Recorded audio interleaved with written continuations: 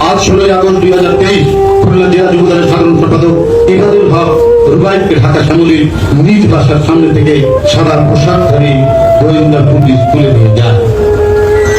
তুলে নিয়ে যাওয়ার পরেও এখন পর্যন্ত তারা স্বীকার করছে স্বামীর সন্ধানে রুবাইয়ের সহকর্মী ঢাকা মহানগর গোয়েন্দা কার্যালয়ের সামনে আহাজারি করছে, ছটফট করছে তার স্বামীকে ফেরত পাওয়ার জন্য।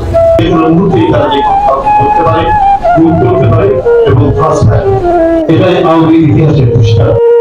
সবাই দেখেছে তারা তুলে নিয়ে যাচ্ছে গোয়েন্দা পুলিশ। আমি এই ঘটনার তীব্র নিন্দা জানাচ্ছি, প্রতিবাদ জানাচ্ছি, উদ্বেগ প্রকাশ করছি এবং অবিলম্বে তাকে তার পরিবারের কাছে ফিরিয়ে দেওয়ার জোর আহ্বান জানাচ্ছি।